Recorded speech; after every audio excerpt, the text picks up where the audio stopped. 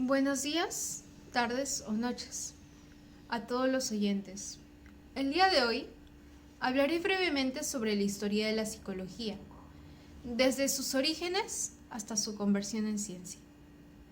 La palabra psicología proviene de dos vocablos griegos, psiques y logos, los cuales al juntarse le dan la definición etimológica de estudio o tratado del alma. La psicología tiene sus raíces en Grecia, en la Edad Antigua, donde se creía que los trastornos mentales eran producto de posesiones por parte de espíritus y o demonios. Los tratamientos consistían en encantamientos y conjuros, a los cuales se les asociaba propiedades curativas. No fue hasta el siglo IV y V que filósofos como Sócrates, Platón y Aristóteles realizaron aportes que serían las bases fundamentales para el desarrollo de la psicología. Sócrates, con su frase "Conócete a ti mismo", resaltó la importancia del autoconocimiento y de la introspección como método para entender la verdad y la moralidad. Platón, además de plantear el dualismo psicofísico del alma y del cuerpo, también explora el cómo la relación del individuo con su entorno sirve para entender sus actos. Aristóteles, mediante su obra Peripsique, planteó los tipos de alma: vegetativa, sensitiva y racional. El médico Hipócrates fue el primero en exponer que no había enfermedades divinas, sino que el cerebro era la base de todo. Planteó la teoría de los humores, misma que posteriormente fue tomada y desarrollada por Galeno.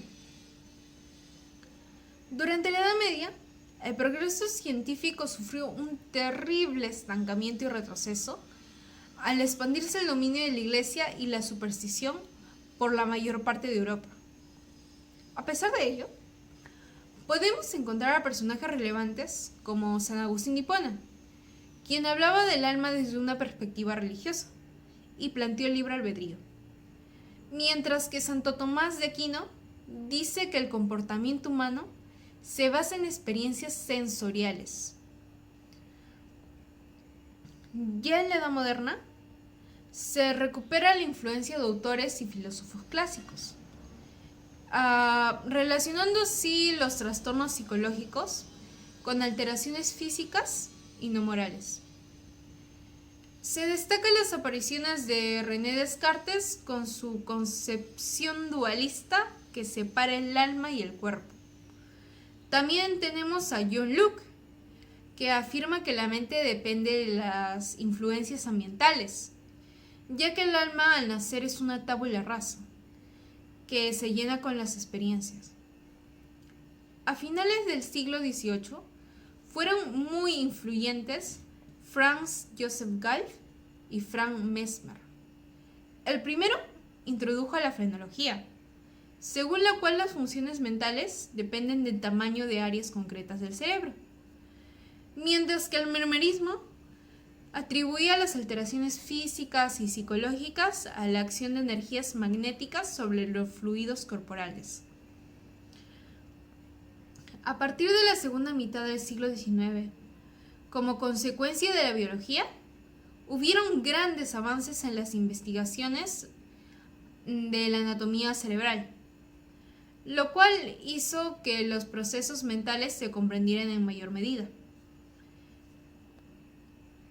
Sobresalen las aportaciones en la psicofisiología de Fechner y en el campo de la neuropsicología de Pierre Paul Broca y Karl Wernicke. Por eso el nombre de las dos áreas del cerebro, Broca y Wernicke.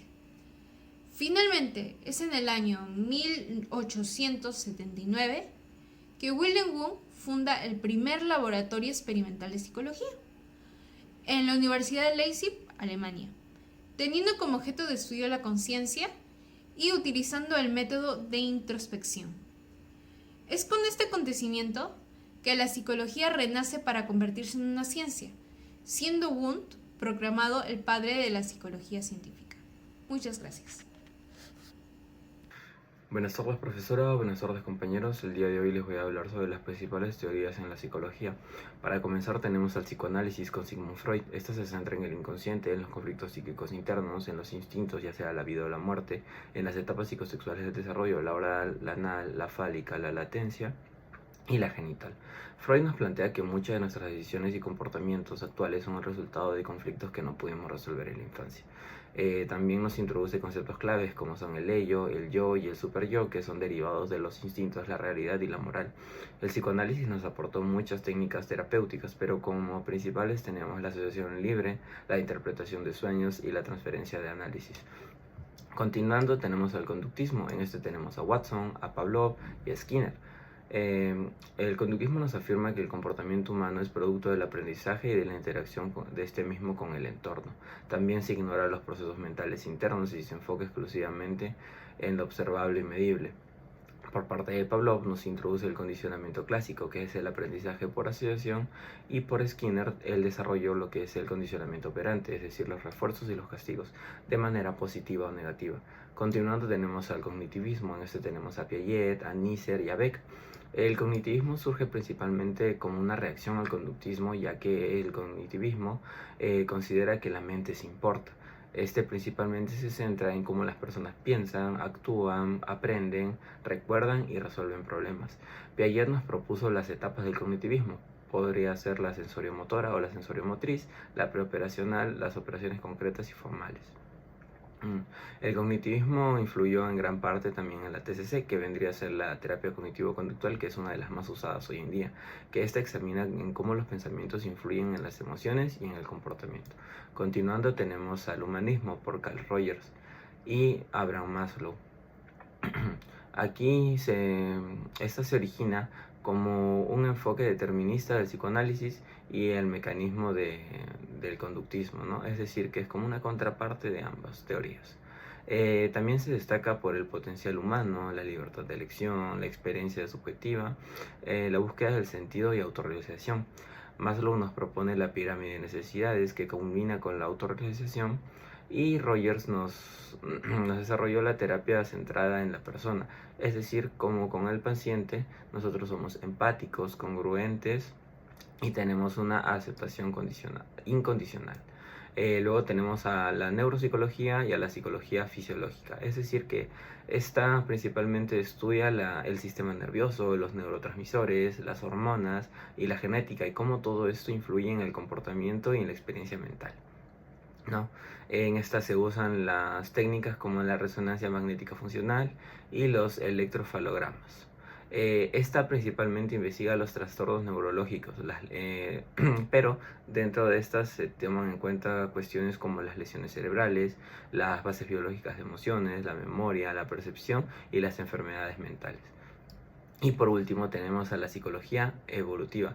En esta tenemos a Darwin y a Bass. Esta aplica principios de evolución en la comprensión del comportamiento humano, es decir, que esta cree que muchos comportamientos actuales tienen raíces en adaptaciones evolutivas del pasado.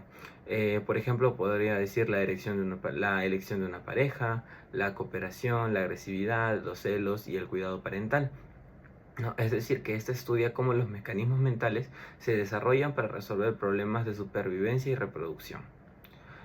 Continuando con la exposición, ahora vamos a hablar sobre los principales métodos de investigación dentro de la psicología, ¿no? Para comenzar tenemos el más conocido, el método experimental, que es manipulación de variables en un entorno controlado para poder establecer unas relaciones de causa-efecto. Principalmente se tiene que tener un grupo experimental y un grupo de control. Luego tenemos el método correlacional, que examina la relación entre dos variables sin manipularlas, es decir, no permite interferir en la causalidad. Por ejemplo, podría decirse que si existe una relación entre horas de sueño y rendimiento académico, ese vendría a ser el método correlacional. Luego tenemos los estudios del caso. Y en los estudios del caso se podría presentar como que el estudio profundo de un solo individuo o un grupo pequeño. ¿Por qué? Porque los estudios de casos son útiles en casos raros o únicos, pero no para casos generalizables, es decir, para grupos grandes, ¿no? Luego tenemos otro método de investigación que vendría a ser las encuestas y los cuestionarios. ¿no? Que estos recolectan datos de muchas personas mediante preguntas estandarizadas, ya que este es rápido, eficiente y puede haber un sesgo de respuesta, ¿no? Un porcentaje de respuesta. Luego tenemos a la observación naturalista, es decir, que se observa el comportamiento desde un entorno no controlado, sin intervenir, obviamente. Tiene una alta validez ecológica, pero un menor control sobre las variables. Y por último tenemos al método longitudinal y transversal. ¿Cómo se desarrollan estos dos métodos o estas dos variables del método? La longitudinal se desarrolla estudiando un mismo grupo en un largo periodo de tiempo, y la transversal compara distintos grupos en un solo momento, es decir, que en la primera se estudia un grupo y su comportamiento durante grandes periodos de tiempo, hasta obtener una respuesta o un resultado, y en la transversal se compara a muchos grupos y se tiene el resultado en un solo momento. Gracias. El comportamiento humano se entiende a través de varios enfoques psicológicos. Está influenciado por factores biológicos, psicológicos y sociales.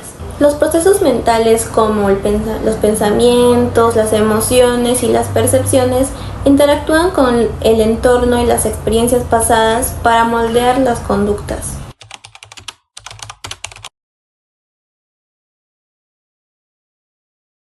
El comportamiento es aprendido y condicionado por el entorno. Las personas interpretan la información de manera única, lo que influye en sus respuestas y sus decisiones. Resalta la importancia de la autorrealización y el bienestar emocional. Observa cómo los cambios a lo largo de la vida afectan las conductas. El comportamiento humano es el resultado de una interacción compleja entre nuestra biología, nuestras experiencias pasadas y las relaciones sociales. Esto hace que cada individuo responda de manera única a su entorno. Buenos días, profesor, buenos días, compañeros. Me presento, soy Enzo Martínez Pino Ramos y bueno, junto a mi grupo que no están aquí presentes, hablaremos sobre la psicología. En mi caso me tocó hablar sobre las reflexiones éticas de la psicología mediante investigaciones y prácticas. Me gusta la psicología tanto en disciplina científica como en prácticas profesionales.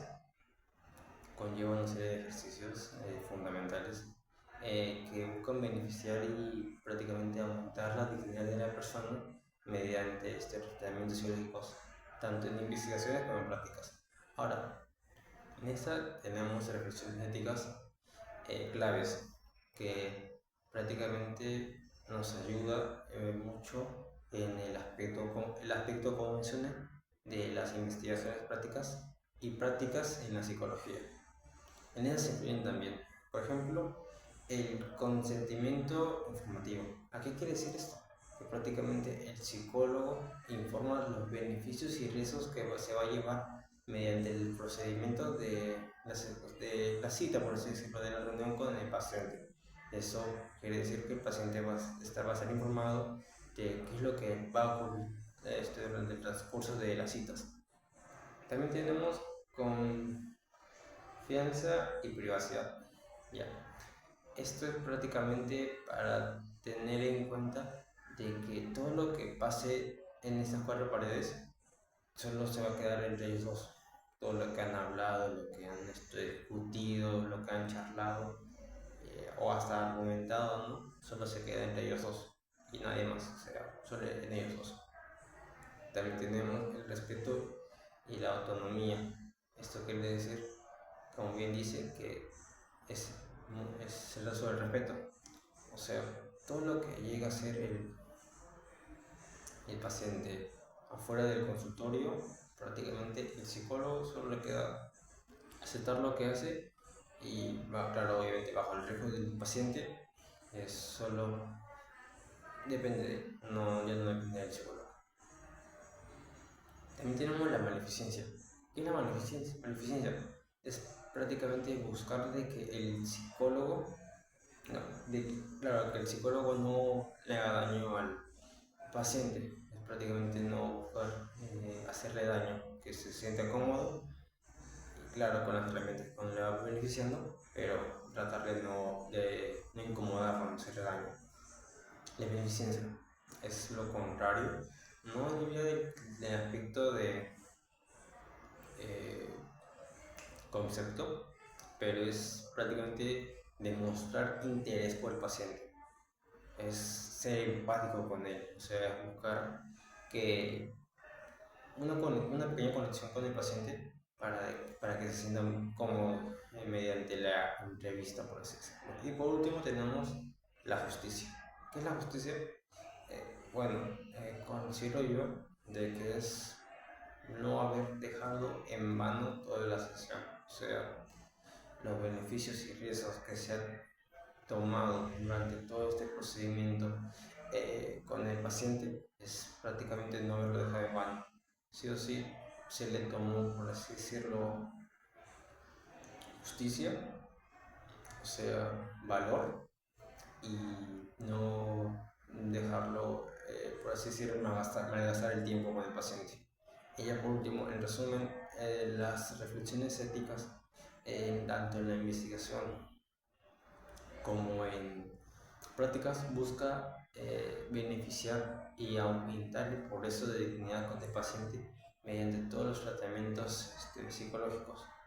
Y esto también ayuda por cierta parte al psicólogo como experiencia de todo lo que ha pasado con el paciente, y obviamente es algo de que se va a marcar en las vidas, ¿no? Tanto del psicólogo como del paciente. Y ese es todo mi trabajo. Muchas gracias. La psicología en Latinoamérica, Perú y la Universidad Continental. Psicología en Latinoamérica. En las últimas décadas, la psicología en América Latina ha vivido un proceso de transformación profundo. Aunque en sus inicios estuvo fuertemente influenciada por corrientes europeas y norteamericanas, poco a poco fue construyendo una identidad propia, más conectada con la realidad social, histórica y cultural de nuestros países. Así surgieron enfoques críticos que no solo estudian al individuo, sino que también buscan aportar a la solución de problemas como la pobreza, la violencia, la exclusión y las injusticias estructurales. Corrientes como la psicología comunitaria, la psicología de la liberación y la psicología decolonial han cobrado fuerza en la región, aportando una mirada más humana y comprometida, que reconoce la importancia del contexto y la diversidad de la experiencia psicológica. Psicología en Perú. En Perú la psicología también ha ido consolidándose como una profesión con un fuerte compromiso social. Desde que se empezó a enseñar en las universidades alrededor de la mitad del siglo XX, se han fortalecido varias áreas como la psicología clínica, educativa, organizacional y comunitaria. Un momento clave para el desarrollo de la disciplina en el país fue el conflicto armado interno, cuyas consecuencias aún se sienten. Esto generó un interés especial en temas como el trauma, la memoria colectiva, la reparación de las víctimas y el cuidado de la salud mental desde una mirada intercultural. Hoy, uno de los grandes retos sigue siendo garantizar el acceso a servicios psicológicos en todo el país, especialmente en zonas rurales y comunidades indígenas. Por eso, cada vez se apuesta más por enfoques que valoren la cultura, la prevención y la participación activa de las personas en su bienestar. Buenos días, buenas tardes a quien me esté escuchando actualmente. Hoy día voy a hablar sobre la psicología en Latinoamérica, un panorama general. Este trabajo tiene como objetivo explorar el campo de la psicología en Latinoamérica, considerando su desarrollo histórico, sus influencias culturales y su rol de abordar los problemas sociales que hay en la región. Al igual que también se analizará cómo la psicología latinoamericana se ha adaptado y evolucionado en respuesta a contextos específicos, marcados por la diversidad y el desafío socioeconómico. Vamos por primer punto, que es la psicología en Perú, raíces y evolución. Sus primeros pasos fueron marcadas influencias teóricas provenientes de Europa y Norteamérica, al igual que sus figuras clave fueron los pioneros como Walter Blumenfeld y Honorio Delgado, fundamentales en su institucionalización Y por último hablamos del desarrollo. Se trata de la expansión hacia la psicología clínica, educativa y como un creciente enfoque social. Desde sus inicios hasta el presente, la psicología peruana ha experimentado una evolución singular, moldeada por su herencia histórica, la diversidad cultural y los retos socioeconómicos que caracterizan al país. Problemáticas psicológicas en Perú. Hablamos de 3 puntos: poblaciones vulnerables, trastornos comunes. Bueno, son 2 puntos en realidad. Poblaciones vulnerables y trastornos comunes. En poblaciones vulnerables es la salud mental, en comunidades rurales inmigrantes. Trastornos comunes puede ser depresión, ansiedad y estrés postraumático. Y también esto tiene un impacto porque tiene un impacto en la búsqueda de una ayuda. La salud mental en Perú se ve afectado por diversos factores, incluyendo la desigualdad social, la violencia política y el estigma asociado a enfermedades mentales. ¿Cómo esto se puede adaptar a la psicología en la Universidad Continental? Podemos hacerlo en 3 pasos distintos: programa, enfoque académico integral, investigación, líneas de investigaciones relevantes y oportunidades prácticas y voluntariado. La Universidad Continental se destaca por su compromiso con la formación de psicólogos competentes y comprometidos con el desarrollo social del Perú. Conclusiones y perspectivas futuras. En formación hablamos sobre psicólogos comprometidos con el contenido social, al igual que investigación mejorada de la práctica psicológica y una acción de promover la salud mental y el bienestar. El futuro de la psicología dependerá de la formación de profesionales comprometidos, o sea, nosotros mismos como psicólogos, y la investigación rigurosa y la acción decidida para promover la salud mental y el bienestar en la sociedad. Eso sería todo y muchas gracias por escucharme.